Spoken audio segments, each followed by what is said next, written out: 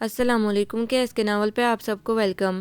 ایک خوبصورت ناول پیش کر رہے ہیں جس کا نام ہے محبت خواب کی صورت۔ ناول کی رائٹر ہیں روبینہ روحی۔ چلیے چلتے ہیں ناول کی جانب۔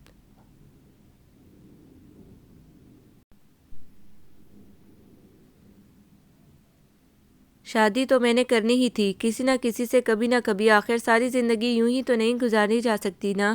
کون سی لڑکی ہوگی جو اپنی ساری زندگی اپنی خوشی سے بس میکے کی دہلیز پر ہی گزار دے؟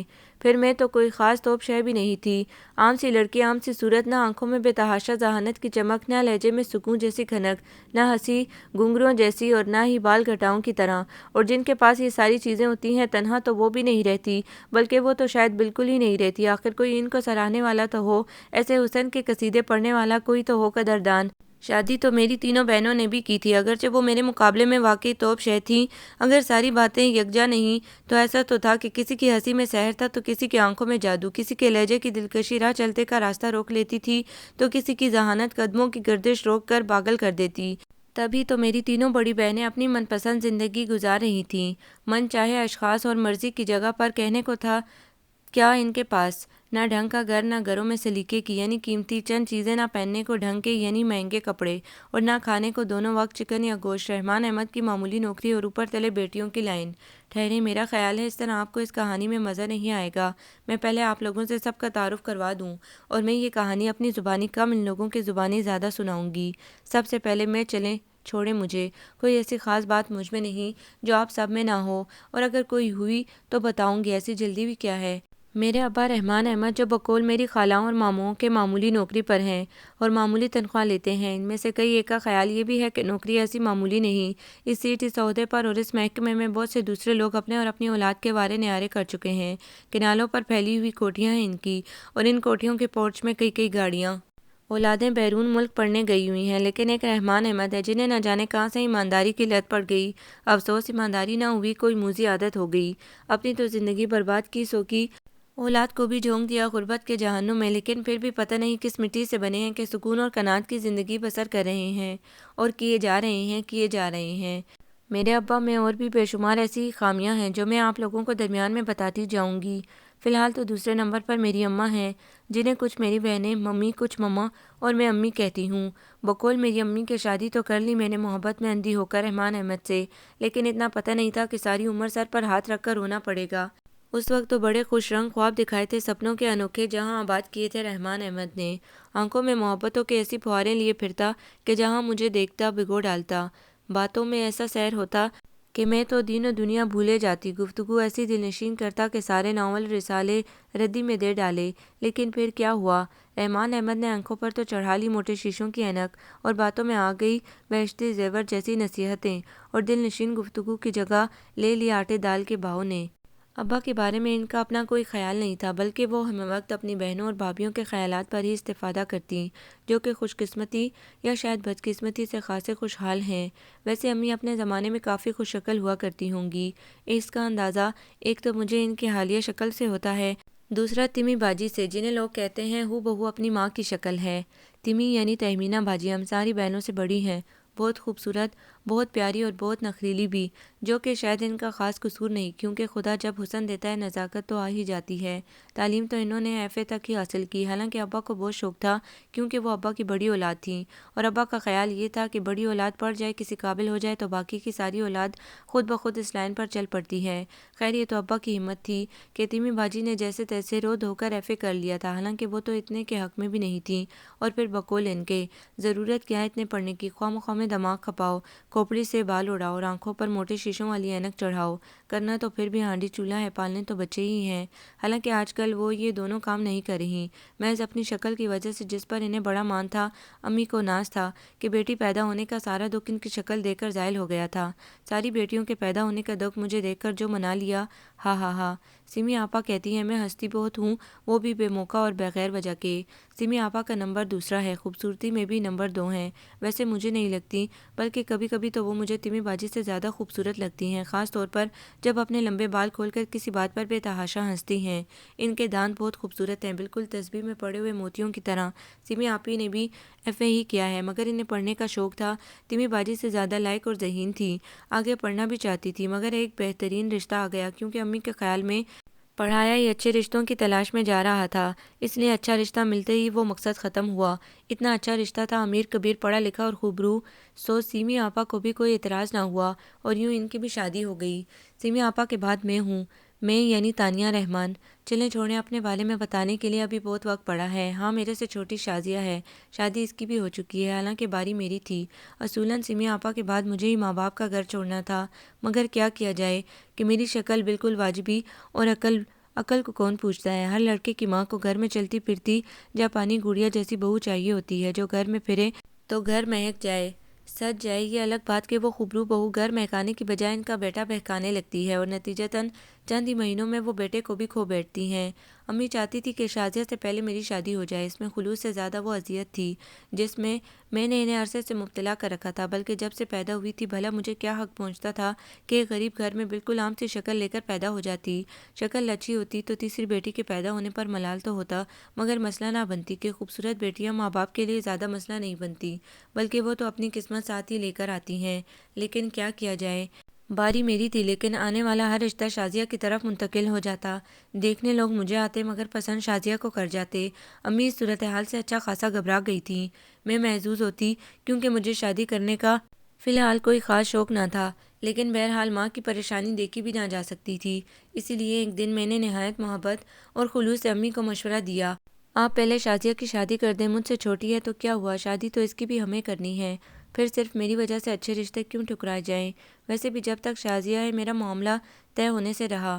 امی کی سمجھ میں میری بات آ گئی، یہ بھی خدا کا شکر ہے، ورنہ اول تو امی میری بات کبھی سنتی ہی نہیں تھی، اور اگر کبھی سن بھی لیتی تو مانتی نہیں تھی، یعنی میں اور ابا ان کی لسٹ میں ایک جیسے مقام پر تھے۔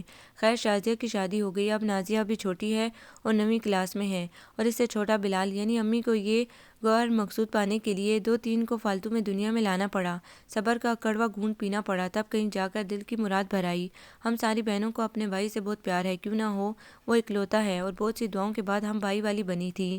میری بہنوں کا خیال ہے کہ مشکل سے ہی میرا گھر بسے گا، اور اگر بس بھی گیا تو کسی اچھی جگہ بسنا محال ہے، کیونکہ ایک تو شکل واجبی ہے، اوپر سے عادتیں بھی بالکل مڈل کلاس گھرانوں کی لڑکیوں جیسی ہیں۔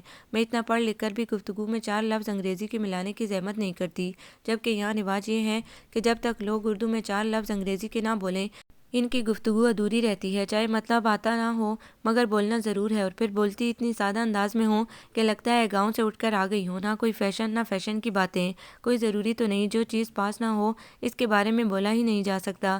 آج ٹی وی، فلم اور اخبارات اور رسائل نے سب لوگوں کو اتنا آگاہ کر دیا ہے کہ غریب سے غریب گھر کی لڑکی بھی چائنیز، کانٹیننٹل اور انگلش ڈشز پر تبصرہ کر سکتی ہیں، روبی، زمرد، زرکون اور ڈائمنڈ کی باتیں اتنے یقین سے کر سکتی ہیں کہ جیسے نسلوں سے آباء و اجداد کی میراث رہی ہوں۔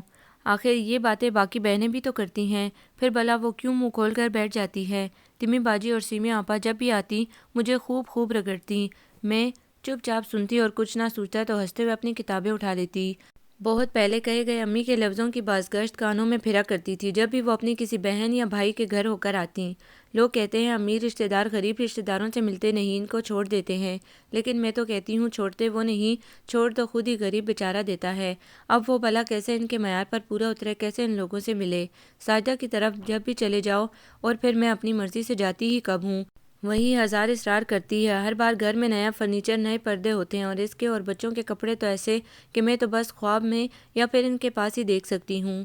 پتہ نہیں اللہ نے میری قسمت کیوں ان سے اتنی مختلف بنا دی۔ سچ کہا ہے کسی نے، ماں بچوں کو جنم دے سکتی ہے مگر قسمت نہیں دے سکتی۔ آخر امی کے لہجے میں مایوسی اتر آئی۔ میں کہتی ہوں امی تو یوں ہی بات دل کو لگاتی ہیں، ٹھیک ہے خالائیں امیر کبیر ہیں، ماموں دولت والے ہیں، لیکن ہم بھی ایسے کوئی گئے گزرے تو نہیں، اور پھر اللہ کا شکر ہے ان لوگوں نے کبھی احساس تو نہیں دلایا، کبھی ہمارے حالات کا مذاق تو نہیں اڑایا۔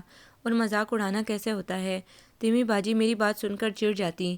دیکھا تھا گلو بائی کی شادی پر سب نے کیسے 5-5 ہزار کے جوڑے بنائے تھے، اور امی کے پاس وہی جہیز کی سوغاتیں، اور زیبی خالہ کیسے بہانے سے اپنا استعمال شدہ سوٹ اٹھا لائی تھیں، راشدہ تم یہ پہن لو، تم پر بہت سجے گا، یہ تو تم پہلے بھی کئی دفعہ پہن چکی ہو، اور امی نے بھی کیسے خوشی خوشی پہن لیا تھا ان کا سوٹ، حالانکہ مجھے بالکل اچھا نہیں لگا تھا مگر مجبوری تھی۔ میرے بھی کانوں میں خالہ نے اپنے 2 تولے کے ٹاپس ڈال دیے، بے شک اچھے لگ رہے تھے مگر اپنے تو نہیں تھے نا، تو نہ پہنتی، ان کے بغیر بھی گزارا ہو سکتا تھا۔ اگر ہم کسی فنکشن پر 5,000 کا سوٹ اور 10 تولے کا سیٹ بھی پہن لیں تو کیا ہوگا؟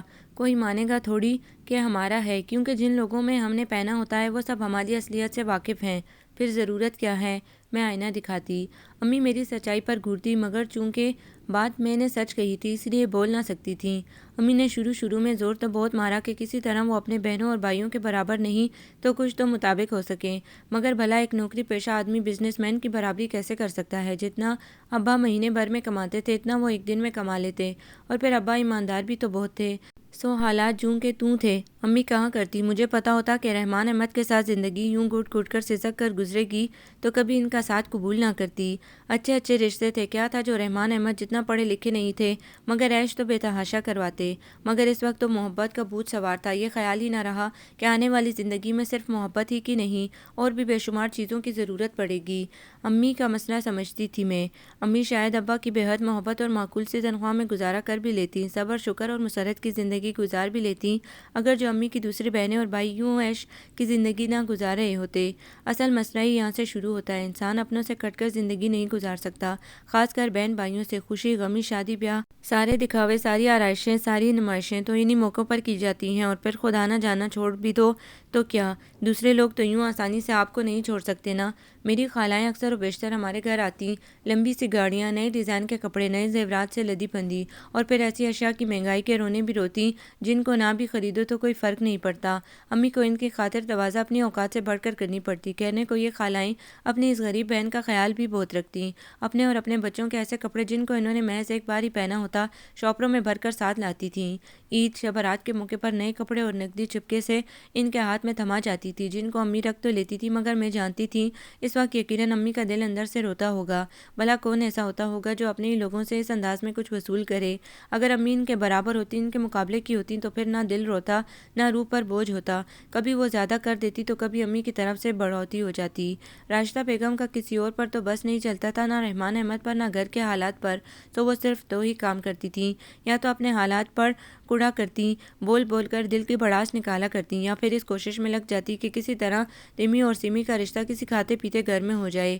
مجھے اپنے بچپن کی بہت چھوٹی سی باتیں یاد ہیں، جس عمر میں بچے عام طور پر محض کھیل کود میں لگے رہتے ہیں۔ اس سمے کی باتیں بھی بہت اچھی طرح یاد ہیں۔ مجھے یاد ہے کہ امی شروع میں بالکل ایسی نہیں تھی، کبھی کسی بات پر کڑ لیا جل لیا، کبھی ابا سے کسی بات پر الجھ پڑتی تو کبھی ان کی محبت بھری نگاہوں کا جواب مسکرا کر کچھ ادا سے بھی دیا کرتی۔ کبھی ابا کہتے، مجھے پتا ہوتا نا راشو کہ میں تمہیں وہ ساری خوشیاں نہیں دے سکوں گا جو تمہاری دوسری بہنوں کو حاصل ہیں، یا جن سے تمہارے بھائی اور بھابیاں مالا مال ہیں، تو یقین کرو ہزار محبت کے باوجود میں تم سے شادی نہ کرتا۔ شادی نہ کرتے تو رہ لیتے میرے بغیر؟ امی ناز سے پوچھتی۔ میں جو بظاہر اپنے کھیل میں مصروف ہوتی امی کو پیار سے دیکھتی۔ نہیں رہ سکتا تو کیا ہوتا، خود ہی دکھ اٹھاتا، گٹ گٹ کر جیتا، تمہیں پا نہ سکنے پر خود کو لعنت ملامت کرتا، مگر تمہیں تو یوں دکھ نہ اٹھانے پڑتے، یوں مسئلوں میں گرنا نہ پڑتا۔ ایسے ہی بھلا آپ کے ہوتے ہوئے مجھے کیا مسئلہ، کیسا دکھ؟ بس وہ تو کبھی کبھی امی ابا کی پریشانی کم کرنے کی کوشش کرتی، لیکن پھر یوں ہوا کہ امی نے ایسی ساری کوششیں کرنی بند کر دیں۔ کبھی کبھی میں نہایت دکھ سے سوچتی، اگر ابا کے گھر آ کر امی نے کوئی عیش نہیں کیے، کوئی سہولت نہیں دیکھی، تو ابا نے بھی تو اس شادی سے کوئی سکھ نہیں پایا تھا۔ کتنی امیدوں اور آرزوؤں سے پایا ہوگا انہوں نے اپنی محبت کو، کتنے خواب سجائے ہوں گے انہوں نے اپنے آئیڈیل کے بارے میں، اور کتنا دکھ ہوا ہوگا ان کو جب ان کا آئیڈیل محض چند دنیاوی آسائشوں میں مبتلا ہو کر اپنا رنگ و روپ بدل گیا ہوگا، کیسے ان کے سارے خواب چکنا چور ہو گئے ہوں گے۔ امی کی ساری کوششیں اب اس بات پر صرف ہونے لگی تھیں کہ کسی طرح تیمی باجی کی شادی اچھے کھاتے پیتے گھرانے میں طے ہو جائے، حالانکہ اس وقت باجی صرف میٹرک میں تھی۔ شروع میں امی کا یہ بھی خیال تھا کہ ہو سکتا ہے ان حالات کی وجہ سے وہ اس کوشش میں خاطر خواہ کامیابی نہ حاصل کر سکیں، مگر اس بات کا احساس انہیں یا تو پہلے سے تھا یا پھر جلد ہی ہو گیا کہ حسن اپنی جگہ خود بنا لیتا ہے۔ ویسے بھی آج کل تو مانگ ہی حسن کی تھی، ٹی وی، فلم اور اخباروں نے حسن کی اہمیت کو اتنا اجاگر کر دیا ہے کہ اندھے بھی حسن کی پہچان کرنے لگے ہیں۔ گویا رشتوں کی مارکیٹ میں سب سے اونچے بھاؤ حسن کے ہی لگتے ہیں۔ تو تیمی باجی کی وجہ سے ہمارے گھر کے دروازے پر خالہ اور ماموں کی گاڑیوں کے علاوہ بھی گاڑیاں آ کر رکنے لگیں۔ امی ہر آنے والے کو تیمی باجی کی خوبیاں اور اوصاف بتانے کے ساتھ ساتھ اپنے بہن بھائیوں کی شان و شوکت کے قصے بھی سنانے لگیں۔ نہ بھی سناتی تو آنے والوں کو صرف تیمی باجی کا حسین ہونا ہی کافی تھا۔ صوفہ اسٹیئر میں ہی تیمی باجی کا رشتہ امی اور خود ان کی من پسند جگہ طے ہو گیا۔ 100 تولے سونا اور ہیرے کا سیٹ بری میں آیا۔ خالائیں حیرانی سے امی سے پوچھ رہی تھیں کہ ایسا زبردست رشتہ ان کے ہاتھ کہاں سے آ لگا۔ ماموں اور مومانیاں بھی کم حیران نہیں تھی، اور امی بے تحاشا خوش کہ آخر انہوں نے کسی بات پر تو اپنی بہن بھائیوں کو پیچھے کر دیا، کسی معاملے میں تو حیران کیا۔ ابھی تیمی باجی کی شادی کے بعد گھر کے حالات تیزی سے بدلے، اگرچہ ابا کی تنخواہ تو اب بھی وہی تھی، وہی ایک کمانے والا اور 6 کھانے والے، مگر اب یہ ہوا کہ سارا خرچ گھر کے رکھ رکھاؤ پر خرچ ہونے لگا، اور پھر در پردہ تیمی باجی بھی گھر میں تحائف کی شکل میں کافی کچھ دے جاتی۔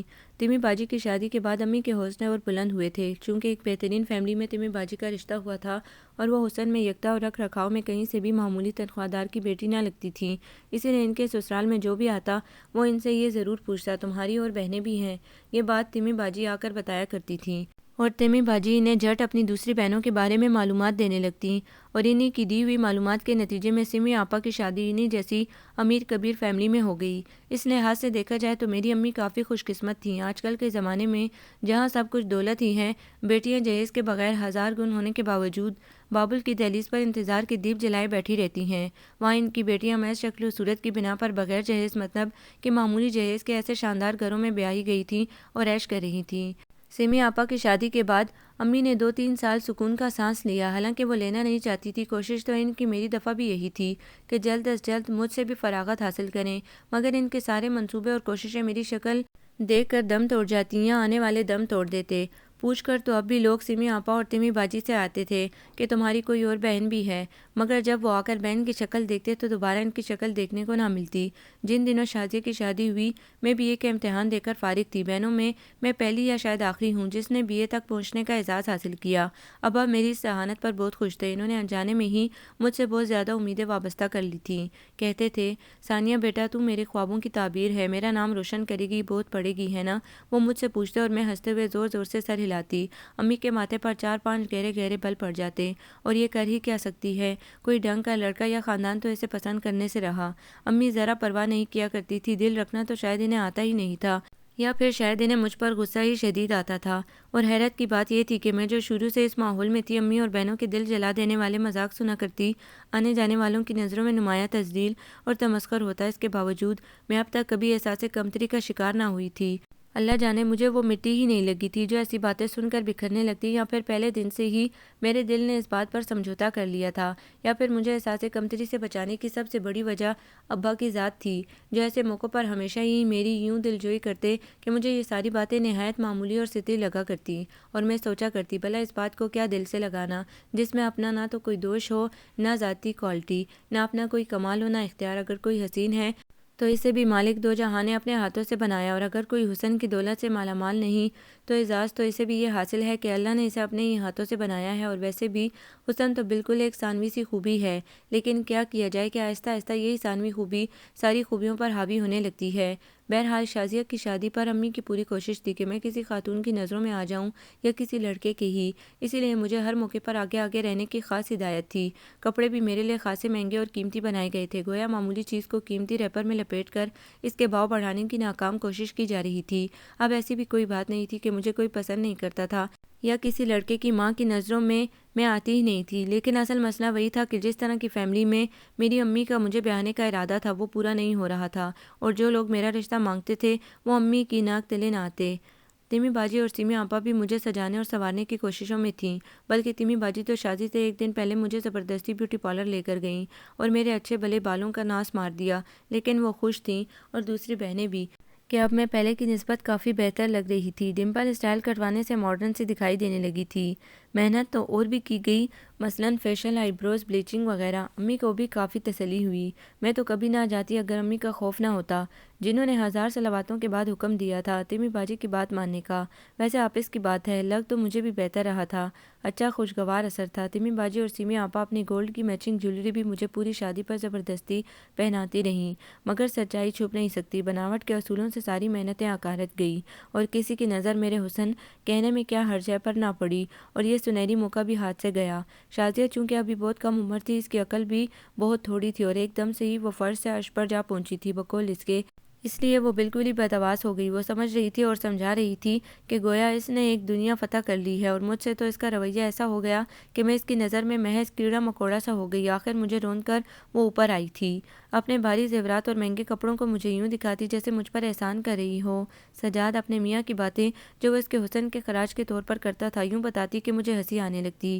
میں تو سوائے سننے کے کچھ نہ کر سکتی تھی۔ حال البتہ امی کو اس کی حرکتیں ناگوار گزریں، یا شاید انہوں نے میرا خیال کیا کہ آخر دل ہی تو ہے، کسی بات پر بھی دکھ سکتا ہے، یا میں کسی بات پر احساس کمتری کا شکار ہو سکتی ہوں، اس لیے انہوں نے شازیہ کو اچھا خاصا جھڑک دیا۔ اس وقت تو میں نے امی کو منع کیا اور یوں ظاہر کیا کہ جیسے میں تو ایسی باتوں کو محسوس ہی نہیں کرتی، لیکن مجھے اس دن امی اچھی بہت لگی، واقعی اپنی امی لگی۔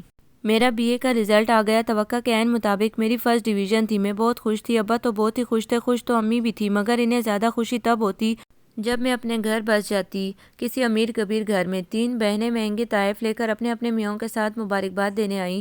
تیمی باجی کا ایک بیٹا بھی ہے جس کو وہ کم ہی ساتھ لے کر آتی ہیں۔ امیر لوگوں کی طرح سبھی اپنی خوشی کا بھرپور اظہار کر رہی تھیں۔ امی، اب آپ تانی کے لیے بھی سوچیں نا، شازیہ نے اپنی نئی ڈیزائن کی سونے کی چوڑیوں سے کھیلتے ہوئے کہا۔ میرا مطلب ہے کوئی شادی وغیرہ کے بارے میں۔ اس نے ساتھ ہی اپنا مطلب بھی واضح کیا۔ امی کی آنکھوں میں ناگواری سی اتری۔ بھلا کیا ضرورت ہے 3 غیر بیٹوں کے سامنے ایسی بات کرنے کی؟ بیوقوف، کیا نہیں جانتی کہ ان کی سوچیں کیا نیندیں تک اس ایک مسئلے نے حرام کر چھوڑی ہیں؟ کیا کچھ نہیں کیا انہوں نے، دعائیں، وظیفے، اور اب تو شاید تعویذ بھی۔ رشتے تو بہت آتے ہیں مگر اسے پڑھنے کا شوق ہے، سوچتی ہوں اپنا شوق پورا کر لے۔ بیٹیاں بے شک ان کو دی تھیں، مگر وہ داماد تھے جن کے سامنے ظاہر داری کا بھرم تو رکھنا ضروری تھا۔ اب کیا ان کو صاف بتا دیتی کہ مسئلہ کیا ہے؟ ہاں ہاں بالکل، بلکہ میرا تو خیال ہے تانیہ تمہیں ایم اے کرنا چاہیے۔ ایڈمیشن کے بارے میں کسی بھی قسم کی پرابلم ہو تو مجھے بتانا، لمحوں میں دور کر دوں گا۔ سجاد بھائی نے اپنے تعاون کا یقین دلایا تو باقی 2 کیوں پیچھے رہتے؟ میں ہنس دی۔ ایم اے تو میں ضرور کروں گی، اور اگر کسی قسم کی پرابلم ہوئی تو آپ لوگوں کو بتاؤں گی بھی ضرور۔ میرا مقصد امی کو بھی اپنے مقاصد سے آگاہ کرنا تھا۔ بس ان کے جاتے ہی امی نے بولنا شروع کر دیا، یعنی کہ میں مزید نہیں پڑھ سکتی؟ پہلے ہی عمر نکلی جا رہی ہے، مزید وقت ضائع ہوا تو پھر تو ایسے ویسے رشتے بھی خاص نہیں ڈالیں گے۔ مگر میں نے تو تہیہ کر لیا تھا، ابا بھی بخوشی راضی تھے، سو آخر امی کو ہتھیار ڈالنے پڑے۔ اس میں تھوڑا سا دخل تیمی باجی کا بھی تھا جو بہت دور کی سوچتی تھی۔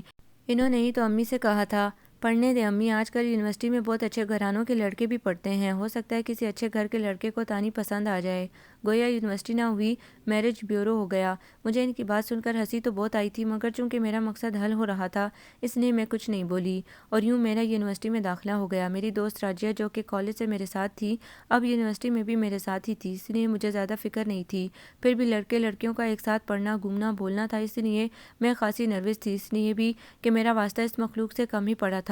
کہتے ہیں کہ ہر انسان کی زندگی میں کوئی نہ کوئی ایسا موڑ ضرور آتا ہے جب وہ اپنے آپ کو اہم سمجھنے لگتا ہے، اور کوئی نہ کوئی ایسا شخص ضرور آتا ہے جس کی نظر میں آپ اہم ہوتے ہیں، یعنی ایک آدھ چاہنے والا اور قدردان تو مجھ جیسے کو بھی مل ہی جاتا ہے۔ ارتضیٰ احمد مجھے ایسا ہی شخص لگا، پتہ نہیں وہ واقعی میرا قدردان تھا یا مجھے لگا۔ اصل میں مجھے وہ پہلے ہی دن میں بہت اچھا لگا۔ وہ خوبصورت تھا، ویل ڈریس، مہذب اور ذہین تھا۔ جب اتنی ساری خوبیاں ایک ساتھ ایک جگہ مجتمع ہو جائیں تو کون لڑکی ہوگی جو اسے پسند نہ کرے؟ سو میں بھی اسے پسند کرنے لگی۔ وہ کلاس میں آتا تو میں غیر ارادی طور پر اسے دیکھے جاتی، وہ بولتا تو میں اس کے لفظوں کے سیر میں ڈوبنے لگتی، وہ چلتا تو میری نگاہیں میری سانسوں کی ڈور پکڑ کر اس کے قدم بقدم چلتی، اور وہ رکتا تو مجھے ہر شے اپنی جگہ پر رکی ہوئی اور ٹھہری ہوئی لگتی۔ میں بہت دنوں تک کسی کو خبر کیے بغیر اس کے سیر میں گرفتار رہی۔ آخر ایک دن اچانک مجھے معلوم ہوا کہ صرف وہ ہی نہیں، میں بھی اس کی نگاہوں کی زد میں رہتی ہوں۔ پہلے پہل تو میں نے اسے اپنا وہم جانا۔ بھلا ردا جیسی امیر و کبیر اور شوخ و چنچل لڑکی کے ہوتے ہوئے کوئی مجھے کیسے دیکھ سکتا ہے؟ یاسمین لودھی جیسی خوبصورت اور طرح دار حسینہ کے جلووں کی اٹ میں کوئی اور نظر آ سکتا ہے؟ منیبہ واسطی جیسی حاضر جواب شرارتی اور ذہین لڑکی کسی اور کو دیکھنے کی مہلت دے سکتی ہے، مگر راجیہ نے مجھے احساس دلایا کہ یہ میرا وہم نہیں، ارتضیٰ احمد واقعی مجھے دیکھتا ہے، اور دیکھتا ہی نہیں بلکہ دیکھتا رہتا ہے۔ میرا تو خوشی کا کوئی ٹھکانہ نہ تھا۔ خود ہی سوچے، میرے جیسی لڑکی جس کو کبھی کسی نے قابل اعتماد نہ جانا ہو، وہ یوں کسی کی نظروں میں آ جائے، اور وہ بھی ایک خوبصورت لڑکے کے۔ میں حیران اور خوش نہ ہوتی تو بھلا کیا کرتی؟ آہستہ آہستہ بات آگے بڑھی۔ اب وہ اکثر بہانوں سے میرے ساتھ بات کرنے لگا، کبھی نوٹس کے بارے میں، کبھی کسی پوائنٹ کو سمجھانے کے لیے، اور کبھی کسی اور طرح۔ دل تو میرا بھی بہت کرتا تھا کہ میں بھی کبھی خود سے اس تک جاؤں، اس سے بات کروں، اور اتنی لمبی بات کروں کہ عمر بیت جائے، مگر میں فطرتاً بزدل بھی ہوں، میرے میں اتنی جرأت ہی نہیں کہ میں ایسا کر سکوں، سو بس اس کی آمد کی منتظر رہا کرتی۔ ایک دن میں اور راجیہ یوں ہی وقت گزاری کو بیٹھے گپے ہاں ہانک رہے تھے وہ اچانک چلا آیا۔ میرے تو ہاتھ پاؤں ہی پھول گئے کیونکہ وہ بے تکلفی سے ہمارے پاس ہی گھاس پر آن بیٹھا تھا۔ کیسی ہیں آپ راجیہ، اور آپ کیسی ہیں؟ اس کی زبان کے ساتھ ساتھ اس کی آنکھیں بھی بولتی تھیں یا مجھے لگتی تھیں، اور اس کی آنکھیں میرے چہرے پر تھیں۔ بالکل ٹھیک، آپ سنائیں کیسے ہیں؟ راجیہ نے نہایت خوش دلی سے جواب دیا، جبکہ میں تو اتنا بھی نہ کر سکی۔ ایک دم فرسٹ کلاس۔ میرے یہاں آنے کا مقصد یہ ہے کہ کل میری سالگرہ ہے۔ یار دوست مل کر ذرا ہلا گلا کرنا چاہتے ہیں۔ پورے ڈپارٹمنٹ کے لیے دعوت ہے، آپ آئیں گی نا؟ پوچھ وہ راجیہ سے رہا تھا، مگر نگاہیں تو اس کی میرے چہرے پر رنگ بکھیر رہی تھی۔ میرے چہرے پر غزل لکھتی گئیں، شعر کہتی ہوئی آنکھیں اس کی۔ کہیں پڑھا ہوا شعر یاد آ گیا۔ ارے آپ ابھی تک سالگرہ مناتے ہیں؟ راجیہ حیران ہوئی۔ کیوں، کیا بری بات ہے؟ اس نے شرارت سے پوچھا۔ نہیں، بری تو خیر نہیں، مگر یہ سالگرہیں تو بچوں کا کھیل لگتی ہیں۔ راجیہ ہنسی، میرے ہونٹوں پر بھی مسکراہٹ بکھر گئی۔ تو ہم کون سا بڑے ہو گئے؟ ویسے آپ تحفے وغیرہ کی فکر نہ کریں، یہ تو جسٹ انجوائمنٹ ہے۔ اس نے شاید راجیہ کے سوالات کا یہی نتیجہ نکالا۔ آپ آئیں گی نا مس تانیہ؟ اس نے ایک دفعہ پھر اصرار کیا۔ آپ کے براہ راست مجھے مخاطب کیا تھا، اس لیے میں مزید نروس ہو گئی۔ آپ کے بغیر میری خوشی ادھوری رہے گی، اس نے کہا، اور میرے ارد گرد پھول ہی پھول کھلنے لگے۔ پتہ نہیں کیسی مہک تھی، پہلے سے آ رہی تھی یا ابھی کوئی جھونکا آیا تھا جس نے سارا ماحول مہکا دیا تھا۔ آؤں گی بے اختیاری میرے ہونٹ سے نکل گیا۔ شکر ہے اس کے بعد میں نے فوراً ہی اپنے منہ پر ہاتھ رکھ لیا تھا، ورنہ پتہ نہیں کیسے کیسے راز اگل دیتی۔ وہ ہماری رضامندی پا کر اٹھ کر چلا گیا تھا۔ راجیہ ہنس رہی تھی، شرارت سے مجھے دیکھ رہی تھی اور اس کا کہا جملہ بار بار دہرا رہی تھی، جبکہ اس کا یوں چھیڑنا مجھے اچھا لگ رہا تھا۔ کہتے ہیں کسی کو تحفہ دو تو اپنی حیثیت کے مطابق دو، لیکن آج کل ہوتا یہ ہے کہ جب بھی کسی کو تحفہ دینا ہو تو اپنے سے زیادہ اس کی حیثیت دیکھی جاتی ہے۔ امیر ہو تو قیمتی تحفے، اور غریب ہو تو وہ چیز اٹھا کر دے دی جاتی ہے جو خود کو بھی پسند نہ ہو۔ کہنے کو تو ارتضیٰ احمد نے کہہ دیا تھا کہ تحفے کی ضرورت نہیں، لیکن مجھے بہت عجیب سا لگ رہا تھا۔ یوں خالی ہاتھ چلے جانا۔ میں تحفہ دینا چاہتی تھی لیکن سمجھ نہیں آ رہا تھا کیا دوں۔ اگر اپنی حیثیت دیکھتی تو وہ تو ایک آدھ کتاب، کوئی سستی سی شرٹ یا پھر ایسی کوئی اور چیز کی متحمل ہوتی، لیکن اگر اس کی حیثیت دیکھتی، لیکن یہ بھی پتہ نہیں تھا کہ اس کی حیثیت کیا تھی میری نظر میں، تو اس کی اہمیت اور حیثیت دنیا کے سارے ہی مردوں سے بڑھ کر تھی۔ لیکن بات مالی حیثیت کی ہو رہی ہے۔ دیکھنے میں وہ کھاتے پیتے بلکہ امیر کبیر گھرانے کا فرد لگتا تھا۔ یہی بات میں نے ایک دن راجیہ سے بھی کہی تھی۔ اسی نے کہا تھا، ہم کپڑوں جوتوں سے کسی کی مالی حیثیت کا اندازہ تو نہیں کر سکتے۔ آج کل تو ہر لڑکا لڑکی چاہے گھر میں کھانے کو نہ ہو مگر کپڑوں جوتوں کا ضرور خیال رکھتا ہے، اور یہ جو کبھی کبھار گاڑی پر دکھائی دیتا ہے تو کیا پتہ کسی دوست، کسی ملنے والے کی مانگ لاتا ہو۔ اب اگر تم چاہو تو تمہاری بہنیں تمہیں آسانی سے پک اینڈ ڈراپ کر سکتی ہیں نت نئی گاڑیوں میں، اور تم پورے ڈپارٹمنٹ کے لڑکے لڑکیوں کو غلط فہمی میں ڈال سکتی ہو۔ اور مجھے اس کی بات صحیح اور کھری لگی۔ پھر بھی مجھے لگ رہا تھا کہ وہ ضرور امیر گھرانے سے ہے، اور سمجھ میں نہیں آ رہا تھا کہ تحفہ کیا ہونا چاہیے۔ دل کے کیا کہنے، جی تو چاہتا ہے اسے جاں بھی دے دیں، یا جی چاہتا ہے ہدیہ جاں پیش کیجیے۔ بہرحال میں نے اپنی الماری کھولی۔ کئی ایک قیمتی اشیاء تھی جو بہنوں کی طرف سے وقتاً فوقتاً تحفتاً ملی تھیں۔ سجاد بھائی بہت خوبصورت پرفیوم انگلینڈ سے واپسی پر لائے تھے اور شازیہ نے مجھے دیا تھا، یہ کہتے ہوئے، بہت قیمتی ہے، ایسے ہی نہ کسی کو پکڑا دینا۔ میں نے اٹھایا، دیکھا اور فیصلہ کر لیا۔ اگلے دن میرے بیگ میں پرفیوم خوبصورت ریپر میں بندھا موجود تھا۔ راجیہ کو بتانا چاہتی تھی پر عجیب بھی لگ رہا تھا۔ وہ یقیناً مذاق اڑائے گی، لیکن شکر ہوا اس کے ہاتھ میں بھی گفٹ تھا۔ اچھا نہیں لگتا نا ایسے ہی چلے جانا، اس نے کہا۔ تو کیا مجھے نہیں بتا سکتی تھی؟ میں نے خفگی کا اظہار کیا۔ تم کچھ نہیں لائیں؟ اس نے بے یقینی سے میری طرف دیکھا۔ سوال یہ نہیں ہے، سوال یہ ہے کہ تمہیں مجھے بتانا چاہیے تھا۔ اس میں بتانے یا کہنے کی کیا بات؟ کسی کی سالگرہ پر جائیں تو تحفہ تو لے کر جاتے ہی ہیں، اور میرا خیال ہے اتنی سیدھی سی بات تو تمہیں بھی پتہ ہوگی ہی، اور مجھے یہ بھی پتہ ہے کہ تم کچھ نہ کچھ تو لائی ہی ہو۔ اب بولو کیا لائی ہو؟ اس نے اتنے یقین سے کہا کہ میں نے گفٹ نکال کر اس کے ہاتھ پر رکھ دیا۔ ویسے آج بہت پیاری لگ رہی ہو۔ پرفیوم کی خوشبو سونگھنے کی اس نے ناکام کوشش کی اور میری طرف دیکھا۔ واقعی آج میں نے خود پر اچھی خاصی محنت کی تھی اور ہر وہ حربہ استعمال کیا تھا جس کو اپنا کر میں بہتر سے بہتر لگ سکوں۔ پارٹی کا انتظام کیفیٹیریا میں تھا اور ساری کلاس فیلوز خوب سرگرم تھے۔ لڑکیاں خاصی توجہ سے تیار ہو کر آئی تھیں اور عام دنوں سے بے حد مختلف اور خوبصورت لگ رہی تھیں۔ میرے دل کو ایک دم ہی کچھ ہونے لگا۔ کاش یہاں میرے اور ارتضیٰ احمد کے سوا کوئی اور نہ ہوتا، وہ صرف مجھے انوائٹ کرتا، صرف میں اس کے لیے تیار ہو کر آتی اور وہ صرف مجھے دیکھتا۔ مگر یہاں تو رش لگا ہوا تھا، حسینوں کا میلہ تھا، پتہ نہیں اس میلے میں دکھائی دوں گی بھی یا نہیں۔ میرے دل پر مایوسی کے سائے اترنے لگے۔ آپ اتنی گمسم کیوں بیٹھی ہیں تانیہ؟ سانسوں کو باندھ لینے والی آواز نے میرے سارے حواس جگا دیے۔ وہ میرے بالکل سامنے کھڑا مجھے ہی دیکھ رہا تھا۔ پتہ نہیں کب سے میں تو گم تھی اپنے خیال میں، بس ایسے ہی میں گھبرا سی گئی۔ آپ کو سالگرہ مبارک ہو، میں نے کہا۔ وہ مسکرایا۔ شکریہ، میرا تحفہ میں نے تو کل ایسے ہی کہہ دیا تھا کہ گفٹ کی ضرورت نہیں، اور آپ ایسی کنجوس کہ سچ ہی مان لیا۔ اس کی آنکھوں میں شرارت اور لہجے میں محبت رقصاں تھیں۔ نہیں نہیں، میں لائی ہوں گفٹ۔ میں نے اپنے حواسوں کو قابو میں کرتے ہوئے بیگ سے گفٹ نکالا اور اسے تھما دیا۔ شکریہ، اگر نہ لاتی تو میں زبردستی وصول کر لیتا، اس نے کہا، اور میں نے یقین کر لیا۔ بلا شبہ وہ ایسا ہی تھا، لوگوں پر زبردستی اپنا تسلط جمانے والا، دوسروں کے دل اور دماغ زبردستی اپنے قابو میں کر لینے والا، دھانسو اور زوراور۔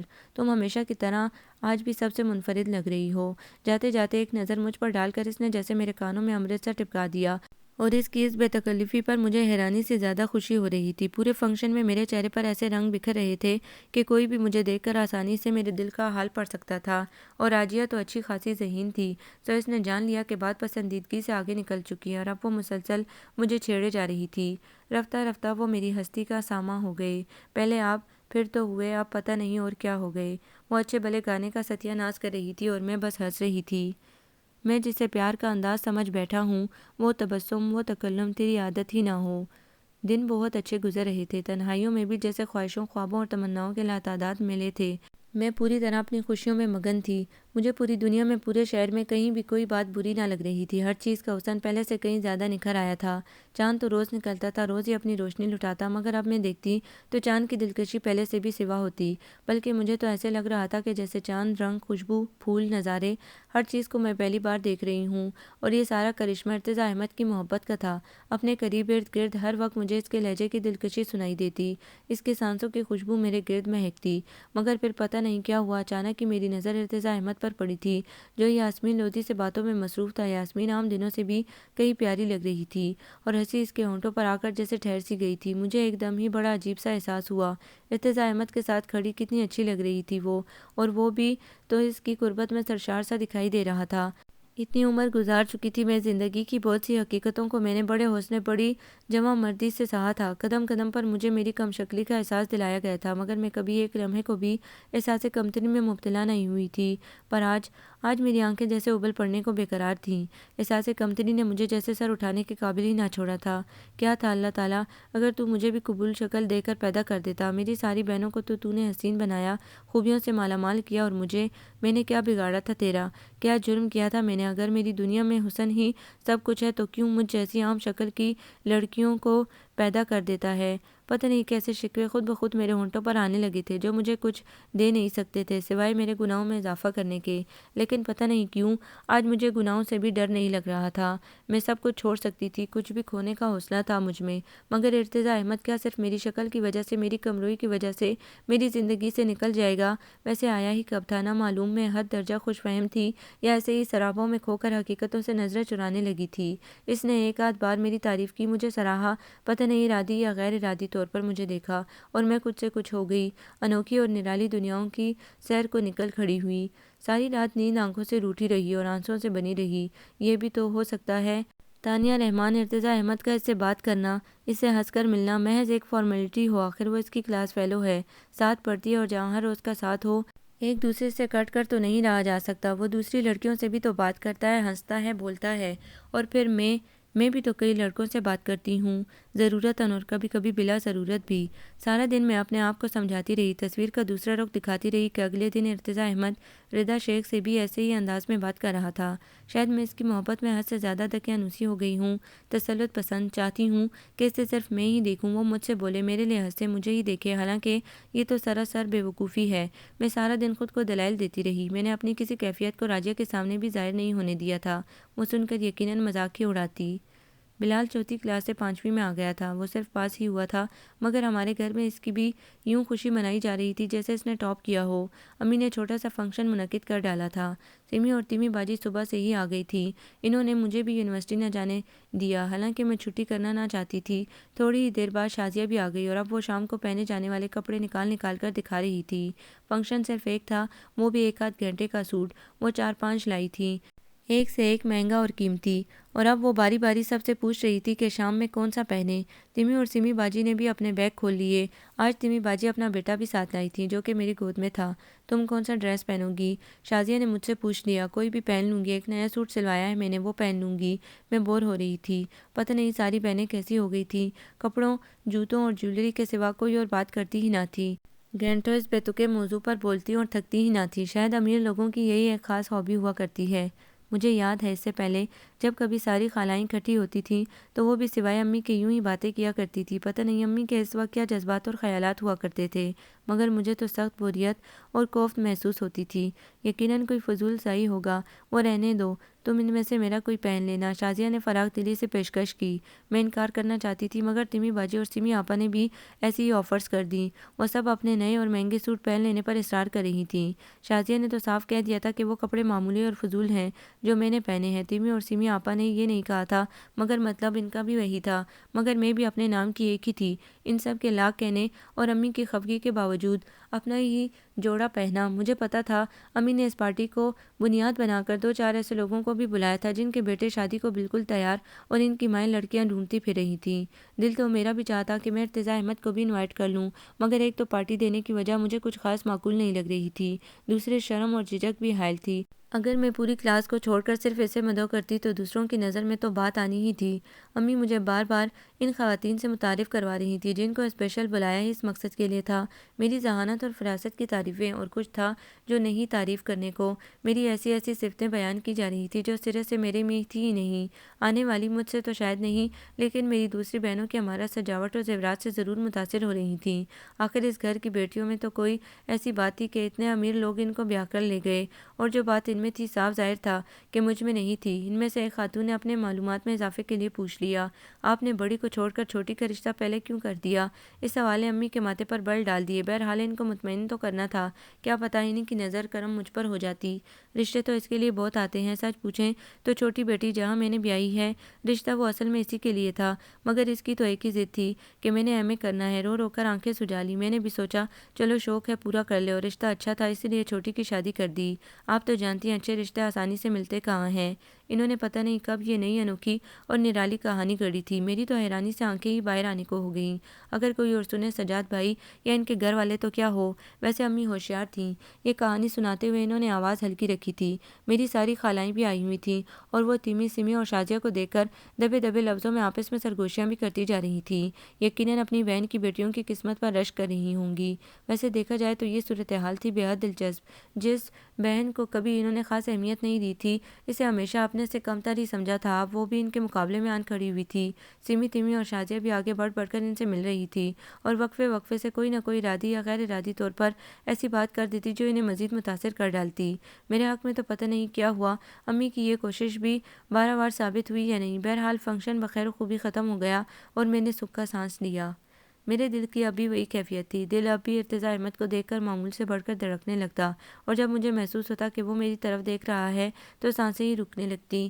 اب تو ایک اور بات بھی ہوئی تھی، جب بھی وہ میری طرف دیکھتا اور میری حالت خیر ہونے لگتی تو وہ چپکے سے مسکرا دیتا تھا، جیسے میری حالت سے پوری طرح واقف ہو، میرے ایک ایک پل کی اس کو خبر ہو، اور میں اس کے مسکرانے پر اور بھی پزل ہو جاتی۔ اس دن راجیہ نہیں آئی تھی، اچانک ہی چھٹی کر لی تھی اس نے۔ اگر بتا دیتی تو میں بھی نہ جاتی کہ اس کے علاوہ میری کسی سے خاص دوستی بھی نہیں تھی۔ سو فری پیریڈ میں یوں ہی وقت گزاری کے لیے ڈپارٹمنٹ کے برآمدے کی سیڑھیوں پر آن بیٹھی، دوسرے لڑکے لڑکیوں کی سرگرمیاں دیکھنے لگی، اور پھر اچانک ایک مانوسی خوشبو نے خبر دی کہ وہ کہیں آس پاس ہے۔ کھوج لگانے کو ادھر ادھر دیکھا اور جو پیچھے پلٹ کر دیکھا تو دھڑکنیں غیر ہموار ہونے لگیں۔ وہ میری ہی طرف آ رہا تھا۔ ایک پل کو آنکھیں چار ہوئی، مسکراہٹ اس کے ہونٹوں پر بکھر گئی۔ کیسی ہو؟ اس کے لہجے میں بے تکلفی اور اپنائیت تھی۔ کیا بات ہے، اکیلی بیٹھی ہو کیا؟ راجیہ نہیں آئی؟ وہ میرے سے ذرا فاصلے پر بیٹھ گیا۔ ہاں، اس نے چھٹی کی ہے، میں نے بتایا۔ اور تم بور ہو رہی ہو؟ اس نے اندازہ لگایا۔ نہیں، میں نے ایسے ہی سر ہلا دیا، حالانکہ میں واقعی بور ہو رہی تھی۔ وہ ہنس دیا۔ جو باتیں بالکل بے ضرر لیکن سچی ہوں، ان کا اعتراف کر لینے میں کوئی حرج نہیں ہوتا، بلکہ کبھی کبھی فائدہ ہو جاتا ہے۔ ہو سکتا ہے کوئی آپ کی بوریت دور کرنے کو آپ کے ساتھ ہو لے۔ نہ جانے وہ کیا کہنا اور بتانا چاہ رہا تھا۔ کچھ باتیں، کچھ اعتراف یوں سر عام کر لینے کے نہیں ہوتے جو ہمیں جانتے ہوں، ہماری فیلنگ سے واقف ہوں، ان کو کچھ بتانے کی ضرورت نہیں پڑتی۔ میں نے بھی اس کے کپڑوں سے اٹھنے والی مہک اپنے اندر اتارتے ہوئے کہہ دیا، اور جو واقف نہ ہوں بلکہ واقفیت حاصل کرنے کی کوشش میں ہوں وہ کیا کریں؟ وہ بغور میری طرف دیکھ رہا تھا۔ مجھے فوری طور پر کوئی جواب ہی نہ سوچ سکا۔ ویسے میں تمہاری ایک اور بات کا قائل ہو گیا ہوں، تمہاری چوائس بہت اچھی ہے۔ نہ جانے پہلے وہ میری کون کون سی بات کا قائل تھا جن میں ایک اور کا اضافہ ہو گیا تھا، میں سمجھ نہ سکی۔ میں نے اپنے کپڑوں کو دیکھا، کئی دفعہ کا پہنا ہوا سوٹ تھا اور باقی چیزیں بھی۔ بہت دھیمی دھیمی سوبر اور مسحور کر دینے والی خوشبو ہے جو تم نے مجھے گفٹ کی، اب بھی وہی لگائی ہوئی ہے۔ اتنے خوبصورت گفٹ کی امید نہیں تھی مجھے۔ اس نے ایک دفعہ پھر شکریہ ادا کیا۔ آپ کو پسند آیا؟ پسند تو مجھے اور بھی بہت کچھ ہے، وہ مسکرایا۔ میرے لیے یہی بہت ہے، میں نے کہہ دیا۔ دل دھڑ دھڑ کرنے لگا۔ اپنی من پسند شخصیت کے روبرو بیٹھ کر اس کی نظروں کے آثار میں رہ کر باتیں کرنا، اور وہ بھی یوں اکیلے میں، میرے لیے بہت خوبصورت تجربہ تھا۔ دل چاہ رہا تھا ساری عمر یوں ہی گزر جائے، یا بہت ساری عمر۔ کیا آپ کو اپنی پسند پانے میں کبھی مشکل پیش آئی ہے؟ میرے ہونٹوں سے بے ارادہ ہی سوال نکل پڑا۔ وہ ہنسنے لگا، اس کی ہنسی بہت پیاری تھی۔ ابھی تک تو نہیں، میں تو اس معاملے میں بڑا لکی ہوں، جس چیز کی خواہش کی، جس کو چاہا اس کو پا لیا، کبھی خواہش حسرت میں تبدیل نہیں ہوئی، اور نہ ہی انشاءاللہ کبھی ہوگی۔ مجھے اپنے آپ پر یقین ہے۔ وہ مسلسل مجھے دیکھتے ہوئے بول رہا تھا۔ میں نے ہر کلاس میں ٹاپ کیا، حالانکہ نہ تو میں بہت زیادہ محنتی ہوں نہ پڑھاکو، میں ہر جگہ نمایاں رہا زندگی میں، حالانکہ جو خوبیاں مجھ میں ہیں بہت سے دوسرے لوگوں میں بھی ہوں گی۔ وہ کثر نفسی سے، انکساری سے کام لے رہا تھا۔ میرا جی چاہا کہوں، نہیں، جو خوبیاں تم میں ہیں کسی دوسرے میں نہیں۔ تمہیں ایسی بات ہے کہ تم ہر جگہ نمایاں رہو، منفرد لگو، یہ تمہارا حق ہے اور تمہیں سوٹ بھی تو کرتا ہے، مگر کہنا بہت مشکل تھا۔ اس کے بعد کیا کرنے کا ارادہ ہے؟ پتہ نہیں کیوں میں سوال پر سوال کر رہی تھی، زیادہ سے زیادہ اس سے باتیں کر رہی تھی، اسے جان لینا چاہ رہی تھی، اپنی کھوج ختم کرنے، اسے دریافت کر لینے کو دل چاہ رہا تھا۔ ارادے تو بہت اونچے ہیں جناب۔ CSS کی تیاری کر رہا ہوں، انشاءاللہ اپنی من پسند پوسٹ حاصل کرنے کے بعد اپنی من پسند زندگی گزاروں گا، من پسند ساتھی کے ساتھ۔ اس کی آنکھیں چمکنے لگیں۔ جی تو چاہا پوچھ لوں، وہ من پسند ساتھی، وہ خوش قسمت کون ہے جس کو تم چنو گے اپنے لیے، اپنی زندگی کے لیے؟ مگر بزدلی، جھجک، شرم آڑے آ گئی، سو خاموش رہی۔ اب وہ مجھ سے پوچھ رہا تھا، تمہارے کیا پروگرام ہیں؟ اور میں بلا وجہ ہی ہنس پڑی۔ میرے پروگرام تو سارے کے سارے امی کے پروگراموں کے سامنے صفر تھے۔ ادھر کوئی اچھا رشتہ ہاتھ لگے اور ادھر میرے ہاتھوں میں مہندی لگے۔ امی تو مجھے کبھی پڑھائی مکمل کرنے کی بھی اجازت نہ دیں، چاہے امتحانوں میں مہینہ بھر کیوں نہ رہتا ہو۔ ابھی پرسوں ہی تو امی مجھ سے بڑی رازداری سے پوچھ رہی تھیں، تیری کلاس میں اچھے اور امیر گھرانوں کے لڑکے بھی تو پڑھتے ہوں گے؟ پڑھتے تو ہوں گے امی، مگر میں نے کبھی پوچھا نہیں، میں نے ٹالنا چاہا۔ تو پوچھ، بلکہ خبر رکھ ان کی، مل ملا کر ان سے دوستی کر، گھر لے آیا کر، سمی کے گھر، تیمی یا پھر شازیہ کے گھر، کبھی بہانے سے بلا لے۔ وہ کہہ رہی تھی اور میں حیرانی سے امی کا منہ تک رہی تھی۔ امی کتنی حیرت انگیز باتیں کر رہی تھی، کتنی ایڈوانس ہو گئی تھی، یا پھر ہر طرف سے مایوس ہو کر انہوں نے یہ آخری راستہ اپنانے کا فیصلہ کیا تھا؟ میں نے کچھ کہہ نہ سکی تھی، سر ہلا کر رہ گئی تھی۔ کس سوچ میں پڑ گئی؟ مرتضیٰ احمد شاید میرے جواب کا منتظر تھا۔ نہیں، سوچنا کیا، جواب تو بالکل سیدھا ہے۔ 99% لڑکیوں کی طرح میں بھی شاید اچھے رشتے کا انتظار کرنے لگوں گی، اور جو یہ مقصد پورا ہوا، سارے پروگرام ختم اور وہ پروگرام شروع۔ شاید میں کچھ تلخ سی ہو گئی تھی، یا پھر میرے لہجے میں کچھ تھا۔ وہ پوچھنے لگا، اچھے رشتے کی وضاحت کرو گی؟ وہ بھی اچھا خاصا سنجیدہ ہو گیا تھا۔ میں اپنی رائے کا اظہار کر کے اچھے رشتے کی وضاحت کرتی تو بہت سیدھی سی ہوتی، اور اس وضاحت پر ارتضیٰ احمد 100% پورا اترتا، مگر امی اور میری بہنوں کی نظر میں اچھے رشتے کی پہچان کچھ اور تھی، اور اس بات کا تو آج مجھے کچھ اندازہ ہو ہی گیا تھا کہ ارتضیٰ احمد بہت امیر ترین گھرانے کا چشم و چراغ نہیں، بلکہ ہمارے ہی جیسے، ہم سے کچھ زیادہ یا پھر شاید کم حیثیت کا مالک تھا۔ اپنی زندگی اسے خود بنانی تھی، زندگی میں وہ کتنی ترقی کرے گا اس کا اندازہ لگانا مشکل تھا۔ اس کی ذہانت دیکھتے ہوئے کہا جا سکتا تھا کہ وہ زندگی کی دوڑ میں پیچھے نہیں رہے گا۔ اچھا رشتہ وہ ہے جو ہر لحاظ سے اچھا ہو، جس کو میرے امی ابو اچھا کہیں۔ میں نے مختصراً کہہ دیا۔ کیا تمہاری اپنی کوئی اور پسند سوچ نہیں؟ اس نے بڑے مان اور یقین سے پوچھا۔ میں نے سر جھکا لیا۔ کچھ بھی کہنا قبل از وقت تھا۔ مجھے نہیں پتا تھا کہ اگر میں گھر میں اپنی پسند کا اظہار کروں تو اس کا رد عمل کیا ہوگا، امی کا رویہ کیسا ہوگا، اور ابو کیا کہیں گے، کیونکہ اس سے پہلے کسی بھی بہن نے اپنی مرضی اور اپنی پسند کا اظہار نہیں کیا تھا۔ جہاں امی نے شادی کر دی اور بہنوں نے بلا چون چرا کر لی، یقیناً میری باری میں آخری فیصلہ امی ہی کا ہوگا۔ تانیہ، تمہارا میرے بارے میں کیا خیال ہے؟ اس نے ایک دم ہی پوچھنے، اور میرا دل جیسے دھڑکنا بھول گیا۔ آنکھیں اٹھا کر اسے دیکھنا دوبر ہو گیا، حالانکہ میں اس وقت اس کی آنکھوں میں دیکھنا چاہتی تھی، اندازہ لگانا چاہتی تھی کہ اس نے اس سوال کیوں اور کیسے کیا ہے، وہ کیا جاننا چاہتا ہے، مگر اس نے مہلت نہیں دی۔ وہ کہہ رہا تھا، تانیہ، اگر میں تمہیں کہوں کہ میری زندگی میں تم سب سے اہم نہیں تو کم از کم بہت سو سے اہم ضرور ہو۔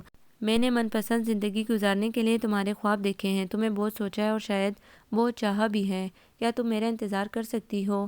میرا انتظار کرو گی؟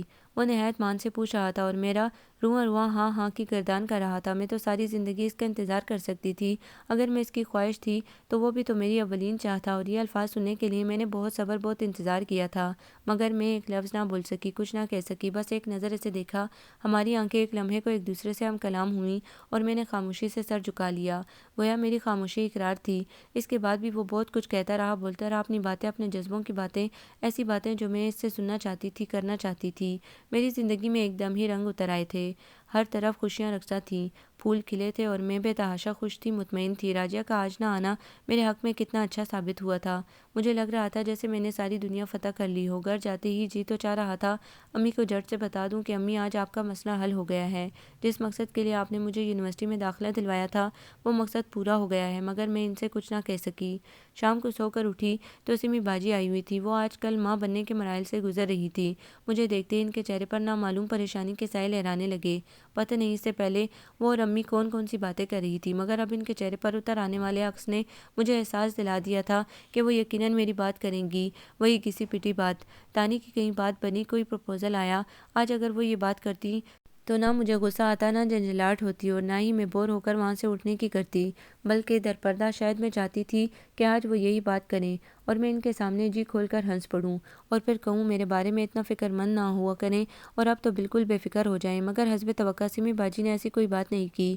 میں منتظر ہی رہی اور وہ ادھر ادھر کی باتوں میں لگ گئی۔ رات اپنے کمرے میں سونے سے پہلے میں سوچ رہی تھی ہم لڑکیوں کی زندگی بھی کیا ہوتی ہے، ذرا سی خوشی سے خوشیوں کے تاج محل بنا لیتی ہیں، چھوٹی سی بات کو اپنے جیون کے اساس بنا لیتی ہیں اور اسی چھوٹی سی بات کے لیے اپنا سارا جیون وار دینے کو تیار ہو جاتی ہیں، سارے خواب سارے سپنے ایک شخص کو دان کر کے ہر فکر اور جیسے ہر غم سے آزاد ہو جاتی ہیں۔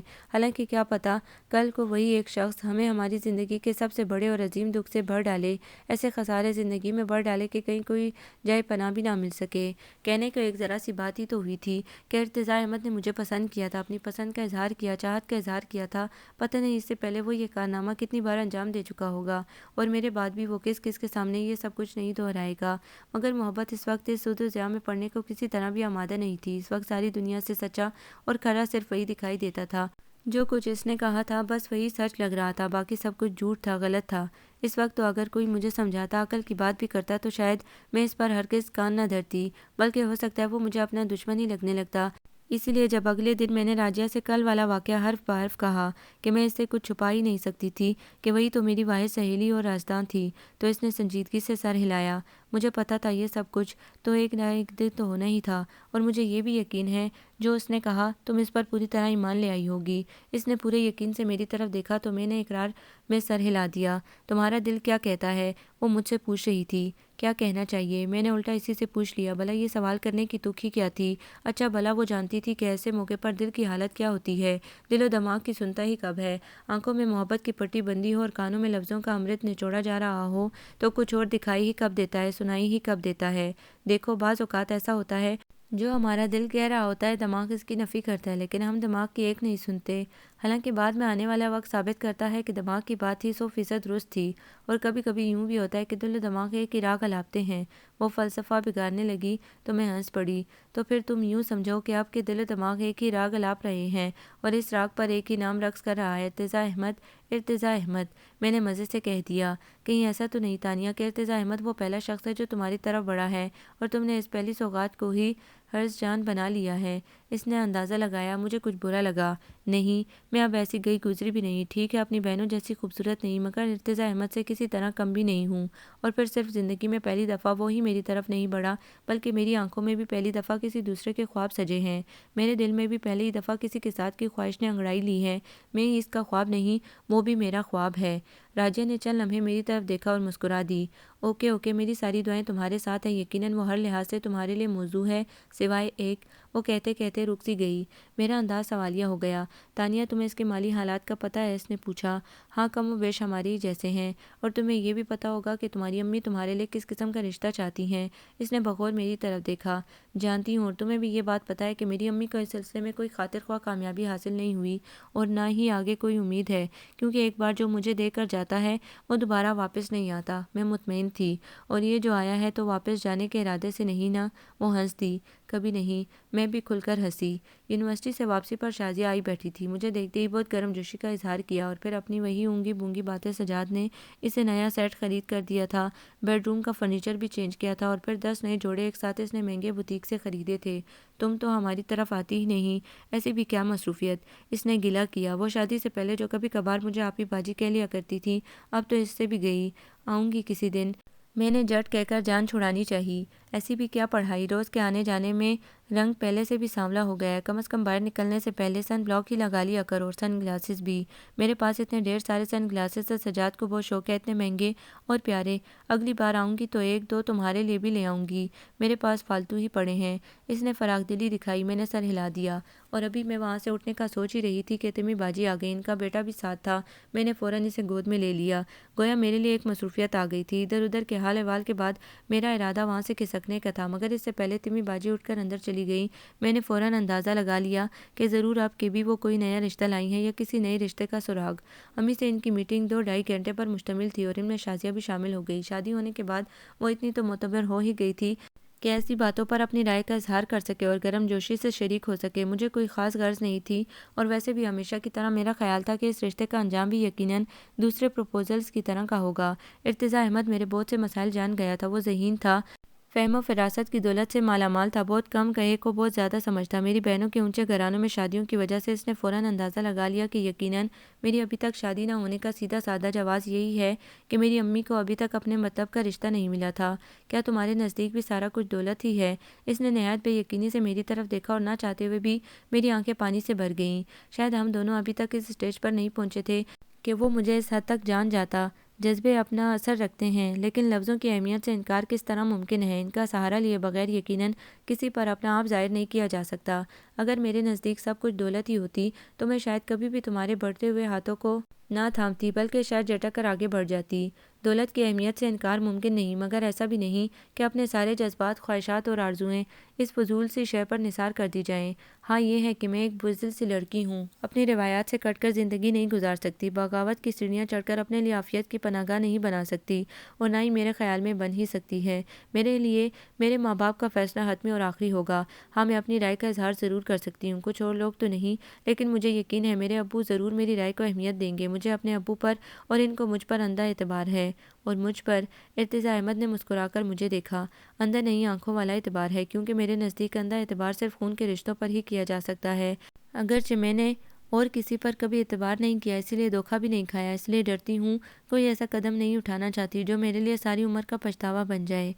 تم پر اعتبار کیا ہے، دھوکہ کھانے کی ہمت نہیں، دینا بھی نہ، میں نے صاف کہہ دیا۔ وہ ہنس دیا۔ اگرچہ فطری طور پر میں چاہتا تھا کہ تم کوئی اس طرح کی بات کرو، کچھ اس طرح اپنی محبت اور اعتبار کا یقین دلاؤ کہ میری انا پھول کر غبارہ بن جائے، لیکن اس کے باوجود مجھے خوشی ہے کہ تم انتہائی حقیقت پسند ہو، نہ غلط بات کرتی ہو اور نہ ہی اپنے ساتھ ہونے دو گی۔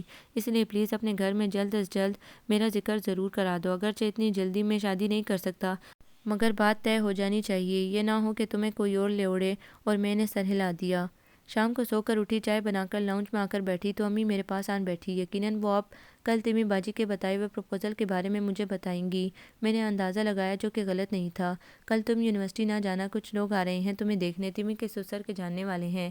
میں نے کل ان کو دوپہر کے کھانے پر بلایا ہے۔ تمی بتا رہی تھی بہت امیر کبیر لوگ ہیں، کئی ملکوں میں کاروبار پھیلا ہوا ہے، 4 بھائی اور 2 بہنیں ہیں، بڑے 2 بھائی اور ایک بہن کی شادی ہو گئی ہے، اب تیسرے کی باری ہے۔ امی مجھے پوری تفصیل بتا رہی تھیں۔ میں چڑ سی گئی۔ امی اتنے امیر کبیر لوگوں کے لیے میں ہی رہ گئی ہوں، یہ کوئی پہلے مہمان تو نہیں؟ اب تک ایسے سینکڑوں لوگ آ چکے ہیں، پھر بھلا میری چھٹی کرنے کی کیا ضرورت ہے؟ آئیں گے اور کھانا کھا کر چلے جائیں گے اور بس۔ نہیں، مجھے یقین ہے اب کی بار ایسا نہیں ہوگا۔ تمی نے انہیں تمہارے بارے میں سارا کچھ صاف صاف بتا دیا ہے، بلکہ ان لوگوں نے تمہاری تصویر اور شازیہ کی شادی کی مووی میں بھی تمہیں دیکھا ہے اور پسند کیا ہے۔ مجھے یقین ہے اب کی بار بات ضرور بن جائے گی۔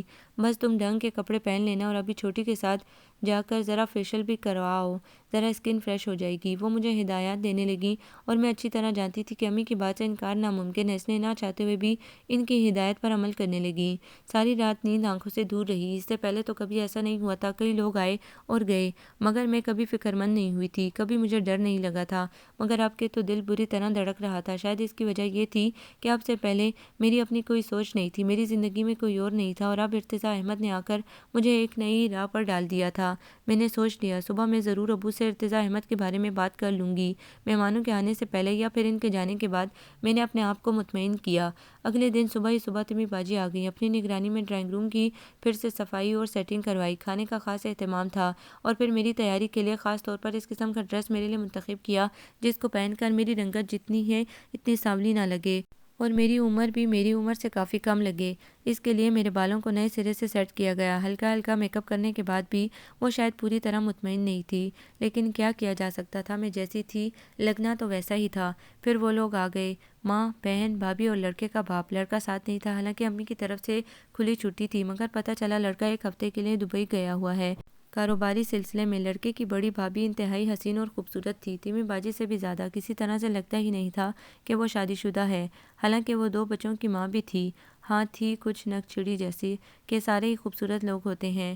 لڑکی کی ماں اور بہن نے مجھے دیکھ کر اچھی خاصی گرم جوشی کا اظہار کیا، جبکہ بھابھی کا رویہ عجیب سا تھا، لیکن مجھے تو حواس باختہ لڑکے کی ماں اور بہن کی نظروں نے کر دیا تھا، جن کی نظروں میں میرے لیے اچھی خاصی پسندیدگی تھی، اور میں جانتی تھی اصل بات تو انہی لوگوں کی ہے۔ امی بھی ان کے انداز دیکھ کر بہت خوش تھیں، یقیناً انہیں دال گلتی نظر آ رہی تھی، جبکہ میں پریشان تھی۔ کھانا کھا کر وہ لوگ چلے گئے، مجھے خوب پیار بھی کر کے گئیں۔ لڑکے کی ماں اور بہن پھر آنے کا بلکہ امی کو آنے کا بھی کہہ گئیں۔ اب تیمی باجی خوشی خوشی مجھے سارے قوائب بتا رہی تھی، سلیم کی شکل و صورت، اس کے کاروبار، ان کے گھر بار، ان کے عمارت اور شرافت کے قصے، اور میں نہ چاہتے ہوئے بھی سن رہی تھی۔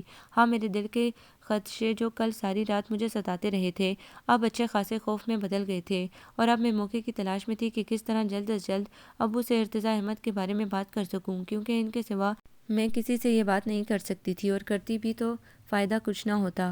اور پھر ابو مجھے تنہا مل گئے۔ شام کو چائے پی کر اب وہ پھر سے اخبار کا مطالعہ کر رہے تھے۔ میں قریب جا کر بیٹھی تو انہوں نے مجھے دیکھتے ہی اخبار طے کر کے رکھ دیا۔ کیسی ہے میری بیٹی؟ ان کا انداز نہایت دوستانہ تھا۔ بالکل ٹھیک، میں بھی مسکرا دی۔ پڑھائی کا کیا حال ہے؟ کب تک ہے فائنل ایگزامز؟ تقریباً 2 ماہ بعد۔ ویسے ابھی ڈیٹ فائنل نہیں ہے، اندازہ یہ ہے، اور ٹھیک ہی ہو رہی ہے پڑھائی۔ اصل میں ابو آپ سے ایک بات کرنے آئی ہوں، میں نے کہہ دیا، اور کہتے کے ساتھ ہی ایک دم گھبرا گئی۔ اس سے پہلے تو میں نے کبھی ابو سے اس قسم کی بات نہیں کی تھی، بلکہ کبھی سوچا ہی نہیں تھا کہ میں اس قسم کی بات ابو سے کر بھی سکتی ہوں۔ ہاں کہو۔ وہ پوری طرح میری طرف متوجہ ہو گئے۔ ایک اس گھر میں ابو ہی تھے جو مجھے جی جان سے سنتے تھے، سمجھتے تھے، کبھی کچھ نہ بھی کہتی تھی تو سب کچھ جان لیتے تھے، اور اب بھی انہوں نے اندازہ لگا لیا کہ میں کوئی نہایت ہی خاص بات کرنے کے لیے آئی ہوں۔ میری گھبراہٹ اور جھجک نے انہیں اور بھی زیادہ متوجہ کر دیا۔ ابو، وہ ارتضیٰ احمد۔ میرے ہونٹوں پر نام آتے ہی جیسے آنکھوں میں پانی سا بھر آیا۔ مجھے سمجھ میں نہیں آ رہا تھا کیسے بات کروں اور کیا کروں۔ ارتضیٰ احمد، ابو نے نام دہرایا۔ یقیناً ان کے لیے نام نیا تھا، کوئی اور ہوتا تو شاید مجھ سے ادھر ادھر کے سوال کرتا اور میں مزید پریشان ہو جاتی، مگر یہ تو میرے ابو تھے جو مجھے جانتے تھے، سمجھتے تھے۔ تمہارے ساتھ پڑھتا ہے؟ انہوں نے خوش دلی سے پوچھا۔ جی۔ ان کے اسٹائل نے میری اچھی خاصی ہمت بندھا دی۔ وہ سوچ میں پڑ گئے۔ کیا چاہتی ہو؟ انہوں نے پیار سے پوچھا۔ ابو، میں چاہتی ہوں کہ امی کے کوئی بھی فیصلہ کرنے سے پہلے آپ ایک دفعہ ارتضیٰ احمد سے مل لیں، وہ خود بھی آپ سے ملنا چاہتا ہے۔ اس کے آگے مجھے سمجھ نہیں آ رہا تھا، میں نے جھجکتے ہوئے کہہ ہی دیا۔ اوکے، یہ کون سا ایسا مسئلہ ہے، میں کل ہی مل لوں گا۔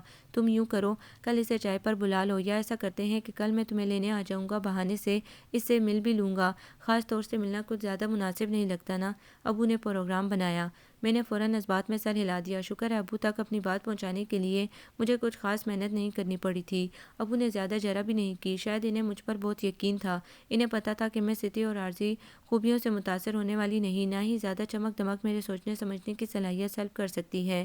میں نے اول تو آج تک اپنے بارے میں کوئی فیصلہ کیا ہی نہیں تھا، اور اگر کبھی کیا بھی تو وہ غلط نہیں ہوگا۔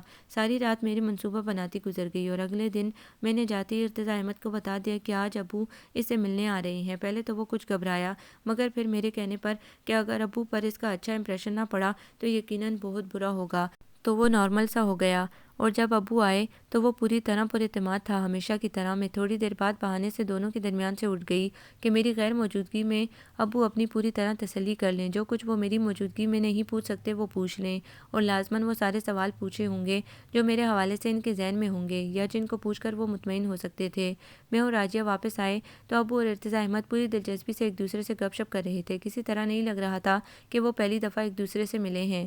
اور پھر تھوڑی دیر بعد میں ابو کے ساتھ گھر واپس آ گئی۔ ابو نے ارتضیٰ احمد کو گھر آنے کی خاص طور پر دعوت دی تھی اور راستے بھر ابو ارتضیٰ احمد کی بھرپور تعریف کرتے رہے، لیکن یہ تعریف میرے مستقبل کے حوالے سے نہیں بلکہ اس کی متوقع ترقی، اس کی ذہنی صلاحیت، اس کی ذہانت اور اس کی گفتگو کے اچھے انداز کی تھی، جس سے میں کوئی بھی اندازہ لگانے سے قاصر تھی کہ ابو کی رائے ارتضیٰ احمد کے بارے میں میرے حوالے سے کیسی تھی، انہوں نے کیا سوچا اور کیا ارادہ تھا، اور میں خود پوچھ نہ سکتی تھی۔ شرم اور جھجک نے میری زبان روک دی تھی۔ کئی دن گزر گئے، ارتضیٰ احمد نے بھی مجھ سے پوچھا کہ ابو نے کیا کہا، کیا سوچا، اور میں صاف طور پر کچھ بھی بتانے سے قاصر تھی۔ اس دن میں یونیورسٹی سے واپس آئی تو امی اور ابو میں خوب زبردست لڑائی ہو رہی تھی۔ اگرچہ چھوٹے موٹے جھگڑے تو ہوتے ہی رہا کرتے تھے، جن میں زیادہ قصور امی کا ہی ہوا کرتا تھا اور زیادہ بولا بھی وہی کرتی تھی۔ ابو تو خاموش تماشائی یا ناظر کی طرح بس انہیں سنا کرتے یا بیچ میں کبھی چڑھ کر ایک کا جملہ بول دیا کرتے تھے۔ امی لڑ جھگڑ کر رو دھو کر خود ہی خاموش ہو جایا کرتی، اور آج کی لڑائی کس سلسلے میں لڑی جا رہی تھی مجھے کچھ پتہ نہیں تھا۔ کل رات تو امی ابو تیمم باجی کے ہمراہ سلیم کے گھر دعوت پر گئے تھے کہ انہوں نے بلایا تھا۔ امی سلیم کو دیکھنے کے ساتھ ساتھ ان کا گھر بار بھی دیکھنا چاہتی تھیں۔ واپسی پر امی اچھی خاصی خوش تھیں۔ میں نے کچھ پوچھا نہیں اور نہ ہی مجھے کچھ خاص پرواہ تھی۔ صبح اٹھ کر میں یونیورسٹی چلی گئی اور واپسی پر یہ مارکا ہو رہا تھا۔ نازیہ میٹرک کا امتحان دے کر آج کل فارغ تھی۔ اس نے رپورٹ دی کہ امی اور ابو صبح سے جھگڑ رہے تھے۔ امی آپ کی شادی سلیم صاحب سے کرنا چاہتی ہیں، جبکہ ابو کچھ خاص راضی نہیں۔ بس امی نے میرے آنے کی پرواہ بھی نہیں کی، بلکہ وہ اور زور و شور سے رونے دھونے لگی تھی۔ میں اکثر حیران ہوتی، اتنی ڈیسنٹ اور طرح دار امی جب لڑنے پر آیا کرتی تھی تو بالکل لڑاکا اور جاہل عورتوں کا لبادہ اوڑھ لیا کرتی تھیں۔ اگر کوئی انہیں ابو سے لڑتے ہوئے دیکھ لے تو یقین ہی نہ کرے کہ یہ وہی مسز رحمان ہیں جن کی شیریں بیانی کی دھوم ہے۔ کیا ملا مجھے اس گھر میں آ کر؟ کبھی سکھ کا ایک دن نہیں گزرا محبت میں اندھی ہو کر تم جیسے کنگلے آدمی سے شادی کر لی، اور آج تک اپنے نصیبوں کے لیے رو رہی ہوں، وہی ہزار دفعہ کے دہرائے ہوئے قصے۔ اگر تم نے مجھ سے شادی کر کے کچھ نہیں پایا خاتون، تو تم نے مجھے بھی کچھ نہیں دیا۔ میں نے بھی اپنے ایک لمحے کے فیصلے پر ساری عمر کا پچھتاوا گلے لگا لیا۔ یہ ابو تھے جنہوں نے کبھی امی کی بات کا یوں جواب نہیں دیا تھا، جو بات ان کے دل میں تھی کبھی نہ کہی تھی مگر آج کہہ دی۔ امی مزید بھڑک گئیں، جو منہ میں آیا کہیں گئی۔ میرا دل چچا رہا تھا کہ جا کر امی کے منہ پر ہاتھ رکھ دوں، یا شاید میں آج اگر ابو کی جگہ ہوتی تو کوئی نہ کوئی فیصلہ ضرور کر دیتی، لیکن یہ ابو کا حوصلہ ہی تھا جو وہ سن رہے تھے اور برداشت کر رہے تھے۔ ہاں، آج ان کا چہرہ ہمیشہ سے زیادہ دھواں دھواں تھا اور آنکھوں میں واضح دکھائی دینے والی نمی تھی۔ پتہ نہیں امی کو ابو کے آنسو کیوں دکھائی نہیں دے رہے تھے، حالانکہ کبھی امی ابو سے بے تحاشا محبت کیا کرتی تھی، اپنے سارے خاندان والوں سے لڑ جھگڑ کر اپنی محبت کو پایا تھا، اور اگر نہ پا سکتی تو شاید جیتے جی مر جاتی، مگر اب ان کی زبان جیتے جی مارنے کا کام انجام دے رہی تھی۔ مجھے کچھ نہ سوجا تو میں ابو کا ہاتھ پکڑ کر انہیں اپنے کمرے میں لے آئی، جہاں کم از کم امی کی آواز نہیں آ رہی تھی۔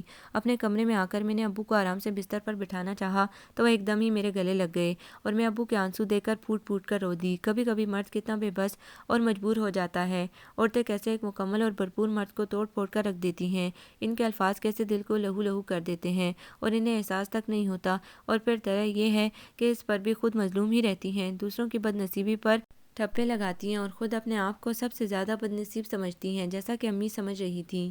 ابو آپ کو پتہ تو ہے، امی کی تو ہمیشہ سے عادت ہی ایسی ہے۔ میں نے خوب ضبط کرتے ہوئے ابو کو پانی پلایا اور اب انہیں دلاسے دے رہی تھی۔ آپ نے تو ہمیشہ امی کو برداشت کیا ہے، جو کبھی وہ کہتی یا کرتی رہی ہیں آپ نے کبھی دل کو نہیں لگایا، پھر آج کیوں حوصلہ ہار رہے ہیں؟ ابو کا ہاتھ میرے ہاتھ میں تھا۔ پانی پی کر ابو نے فوری طور پر اپنے آپ پر قابو پایا تھا، اور اب وہ کم از کم پہلے کی نسبت مطمئن دکھائی دینے کی کوشش کر رہے تھے۔ میں حوصلہ ہارنے والوں میں سے نہیں ہوں تانیہ بیٹا، برداشت بھی بہت ہے مجھ میں، مگر کبھی کبھی یوں بھی ہوتا ہے نا کہ ایک ذرا سی بات پر حوصلے اور برداشت کی ساری تنابیں ہاتھ سے چھوٹ جاتی ہیں، یا پھر یوں ہے کہ میں اپنے لیے سب کچھ برداشت کر سکتا ہوں، مگر تمہارے بارے میں وہ کوئی غلط فیصلہ کرے یا ایسا فیصلہ جس میں تمہاری رضا شامل نہ ہو، میں برداشت نہیں کر سکتا۔ میرے بارے میں غلط فیصلہ، میں ایک دم ہراساں سی ہو گئی۔ اب میں اتنی بھی بیوقوف نہیں تھی کہ ان کی بات کا مقصد نہ جان سکتی۔ یقیناً امی کا فیصلہ سلیم کے حق میں تھا اور ابو کو ان کا فیصلہ پسند نہیں تھا۔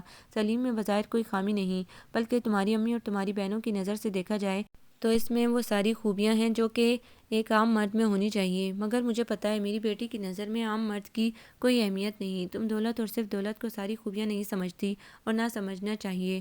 ارتضیٰ احمد ایک آئیڈیل شخص ہے، بلکہ اس دن اس سے مل کر، اس سے باتیں کر کے مجھے لگا جیسے میں پھر سے جوان ہو گیا ہوں۔ اس کے عزائم، اس کے خیالات، اس کی باتیں، وہ میں ہی تھا جو جانتا ہوں وہ تمہیں خوش رکھ سکتا ہے۔ وہ بولتے بولتے خاموش ہو گئے۔ کتنی ہی دیر میں ان کے بولنے کی منتظر رہی، پتہ نہیں وہ کس سوچ میں گم ہو گئے تھے۔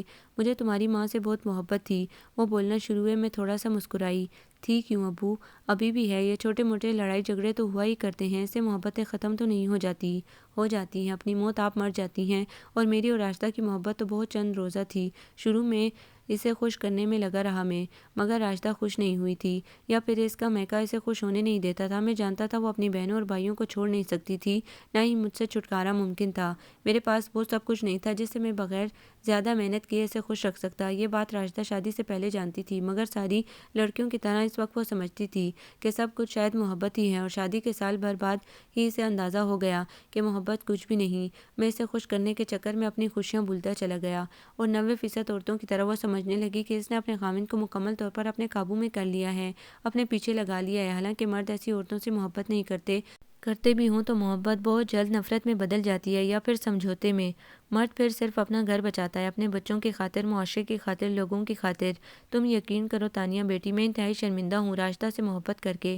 کبھی کبھی میں سوچتا ہوں میں اس سے شادی نہ کرتا، کم از کم نارسائی کا دکھ اٹھاتے اٹھاتے میں یہ تو خیال رکھتا کہ راشدہ عام عورتوں کی طرح نہیں۔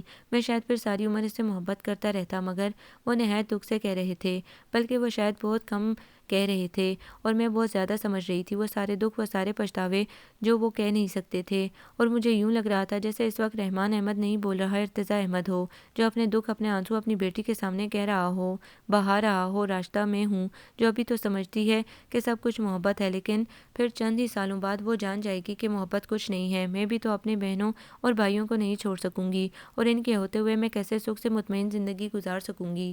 نہ چاہتے ہوئے بھی میں اسی رنگ میں رنگ جاؤں گی جس میں میری ماں راشدہ اپنی امیر کبیر بہنوں اور بھائیوں کو دیکھ کر رنگ گئی تھی، اور پھر اپنی محبت کو محض پچھتاوا جاننے لگوں گی۔ تب ارتضیٰ احمد بھی آنسو بہاتے ہوئے کہے گا، مجھے اپنی بیوی سے نفرت ہے، میں صرف اپنے بچوں کی خاطر، معاشرے کی خاطر، لوگوں کی وجہ سے اسے برداشت کر رہا ہوں۔ اور کتنا مشکل ہے نا اس محبت کے ساتھ زندگی گزارنا جو نفرت میں بدل چکی ہو، یا اپنی موت آپ مر چکی ہو۔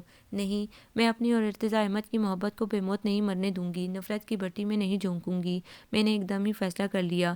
ابو میرے ہی کمرے میں سو گئے تھے، یا شاید آنکھیں بند کر کے ان لمحات کو کوس رہے ہوں جب انہوں نے میری امی سے محبت کی تھی، یا شاید یہ سوچ رہے ہوں کہ اس سمجھوتے کی میعاد کب ختم ہوگی۔ بہرحال میں نے اگلے دن ارتضیٰ احمد سے کہا تھا، تم میرے ابو کو بہت پسند آئے ہو، ان کو انہی کا پرتو لگے ہو، مگر سوری، وہ میری شادی تم سے نہیں کر سکتے، اور تمہیں پتہ ہے نا کہ میں ان سے بغاوت نہیں کر سکتی، اس لیے میں معذرت چاہتی ہوں۔ اور اس کی جواباً کوئی بھی بات سنے بغیر میں واپس لوٹ آئی تھی۔ میں جانتی ہوں، مانتی ہوں، محبت سب کچھ ہے، مگر میں نہیں چاہتی تھی کہ وہ وقت آئے جب میں اپنے منہ سے کہوں محبت کچھ نہیں ہے۔ آپ کو یہ ناول کیسا لگا؟ کمنٹس میں اپنی رائے ضرور دیں۔ ہمارے چینل کو لائک کریں، سبسکرائب کریں، شیئر کریں۔